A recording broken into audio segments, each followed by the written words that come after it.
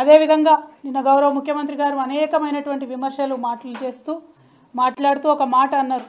రాబోయే రోజులలో ప్రభుత్వం పరంగా ఏదైతే 500 రూపాయలు గ్యాస్ సిలిండర్ మాఫీ చేస్తామని చెప్పినామో ప్రభుత్వ పరంగా ఆ కార్యక్రమాన్ని పెట్టుకుంటాం.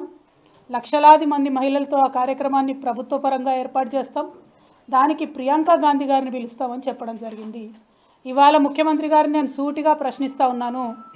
ప్రియాంక గాంధీ గారిని ఏ హోదాలో మీరు పిలుస్తూ ఉన్నారు? ఆమె కనీసం దేశంలో ఇంతవరకు ఏ ఒక్క గ్రామం నుండన్నా సర్పంచ్గానన్నా గెలిచిందా? ఎమ్మెల్యేగా గెలిచిందా? ఎమ్మెల్సీగా గెలిచిందా? పోనీ మన రాష్ట్రంలో ఇప్పుడు ఏదన్నా ప్రోటోకాల్లో ఉన్నదా ఆమె?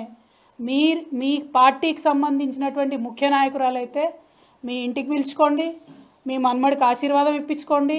తెలంగాణకు వచ్చిన ఆడబిడ్డ కాబట్టి చీర సారా పెట్టి సాదరంగా సాగనంపండి.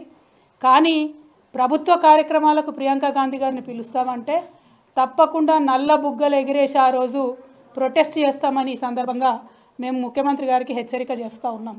ప్రభుత్వ కార్యక్రమాలను పార్టీ కార్యక్రమాలను కలిపి వాడుకోవడం, ప్రజలను మభ్యపెట్టడం ఇది చాలా తప్పు.